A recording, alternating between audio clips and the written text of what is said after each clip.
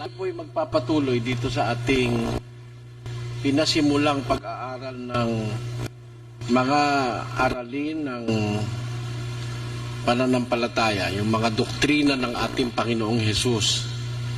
Ito po ay dahil sa meron tayong mga tagapakinig na gusto nilang sumama o umanib sa ating samahan. Yun po'y isang katotohanang hindi naman po pandaraya sa inyo.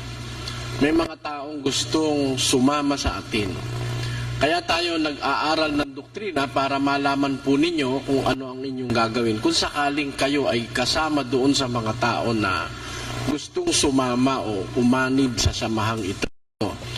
Yun po kasing pag-anib, utos po ng Diyos yun. At yung pagsunod doon, bumubukal sa mga taong kumikilala sa Diyos. Doon sa 12:9 ng Roma, ganito po ang sinasabi doon. Ang pag-ibig ay maging walang pagpapaimbabaw. Kapuotan ninyo ang masama, makisanib kayo sa mabuti. Ayun, ang sabi ng Diyos, ang pag-ibig sana ay maging walang pagpapaimbabaw. Kapuotan ninyo ang masama. Paano natin ipakikitang napopuot tayo sa masama? Sumanib ang wika kayo sa mabuti. Kaya po yung pag-anib doon sa kabutihang sinasabi ng Diyos, yun po ay batas ng Diyos yun. Yung pag-anib sa kabutihan. Ang tao po ay nilikha ng Diyos para sa kabutihan. Sa 2:10 ng Efeso, pakinggan. Sapagkat tayo'y kanyang gawa na nilalang kay Kristo Jesus para sa mabubuting gawa na mga inihanda ng Diyos ng una upang siya nating lakaran. Ayun, tayong wika ay kanyang gawa, nilalang kay Kristo Jesus para sa mabubuting mga gawa na mga inihanda ng Diyos ng una upang siya nating lakaran. Therefore, ang tao po ginawa para gumawa ng mabuti. Yan po ang pangunahing layunin ng ating pagkatao. Ang ating pagkatao ay lapat sa paggawa ng mabuti. At ang ating pagkatao ay hindi lapat sa paggawa ng masama. Gumawa ka ng masama, sandali lang ang buhay mo. Gumawa ka ng masama, mapapasama ka. Pero pag gumawa ka ng mabuti, doon sa kabutihan, doon iniukol ng Diyos ang ating mga pagkatao, mga kapatid. Kaya, para tayo maaanib doon sa mabuti na dahilan kung bakit tayo nilikha ng Diyos, kailangan maintindihan natin yung mabuti at nagaganap po yan pag pinag-aaralan natin. Ang tao ng Diyos, para tayo maging talagang sa Diyos, tinuturuan tayo sa lahat ng gawang mabuti. Sa 3:15 ng ikalawang Timoteo. Pakinggan niyo po. At mula sa pagkasanggol ay iyong nalalaman ang mga banal na kasulatan na makapagpapadunong sa iyo sa ikaliligtas sa pamamagitan ng pananampalataya kay Kristo Jesus.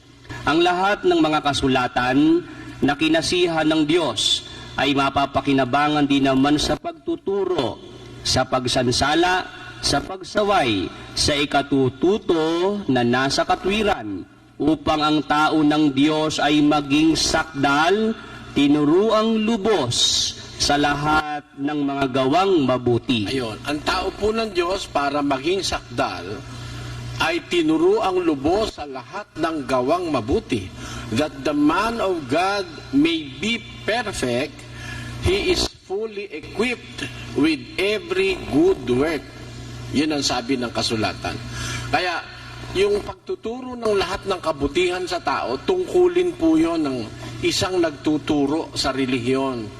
Pag kami nagtuturo sa relihiyon na hindi po niya naituro yung kabutihan, hindi niya naituro yung lahat ng kabutihan, hindi siya qualified maging tagapagturo.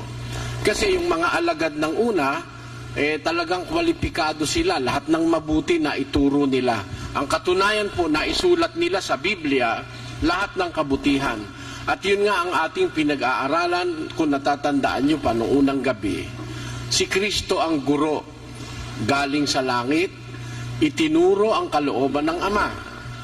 Yung bago siya pumanik sa langit, itinuro niya sa mga apostol. Pagpanik niya sa langit, naiwan ng mga apostol para magturo. Alam ng mga apostol na sila'y mamamatay, isinulat naman nila yon sa Biblia.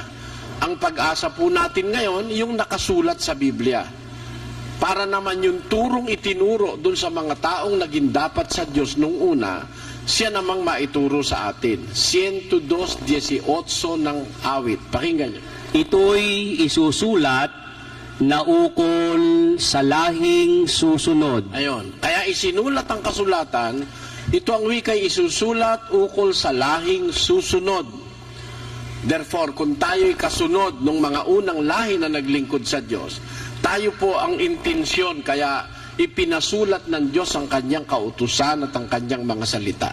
At yan po ang ating liliwanagin ngayong gabing patuloy sa pag-aaral ng ating pinasimulang doktrina ng ating Panginoong Hesus. At gaya po ng sinabi ko't ipinangako sa inyo noon, ang umpisang doktrinang pag-aaralan natin ngayon, yung doktrina ng pananalangin.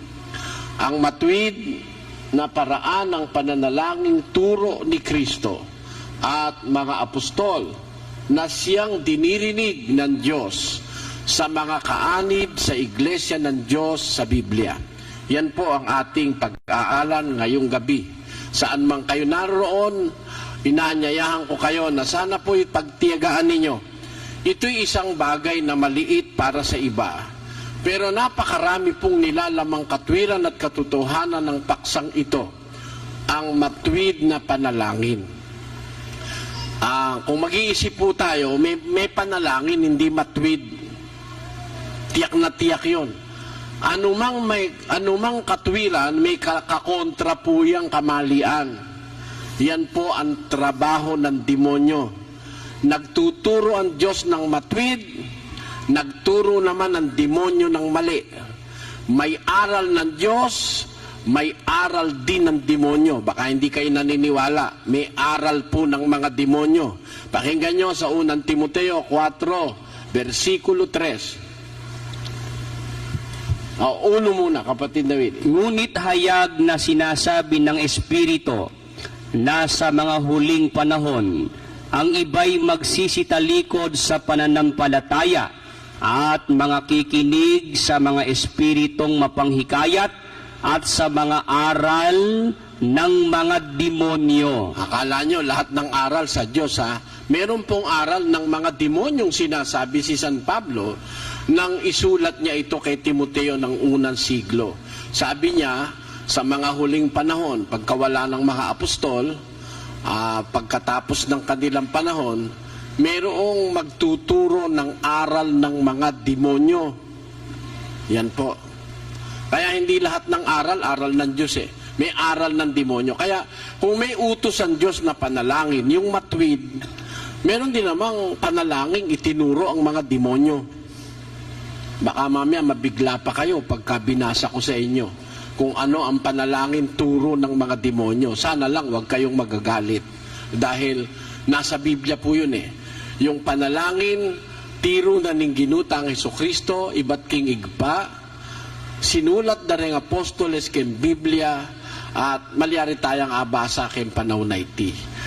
Yung panalangin, galing sa Diyos ang pagkaturo. Iba doon sa panalangin, itinuro naman ng mga manlulokong pastor na kasangkapan ng mga demonyo para iligaw ang tao na gustong maging dapat sa Diyos. At para maintindihan natin, kung napansin nyo yung paksa, umpisahan na po natin. May panalangin itinuro si Kristo. Si Kristo kasi ang guro eh. Kaya sa Kanya po tayo kukuha ng turo. Wala tayong ibang guro. 23:8 ng Mateo, maliban kay Kristo. Ang Kristiyano po, ang guro niya si Kristo. Hindi si Moises, hindi si Elias, hindi ang kahit na sino. Iisa lang po ang guro ng pananampalatayang Kristiyano, walang iba kundi ang ating Panginoong Hesus na nagkatawan tao ng unang siglo. Ngayon, siya ang nagturo ng matuwid na paraan ng pananalangin. Ano yun?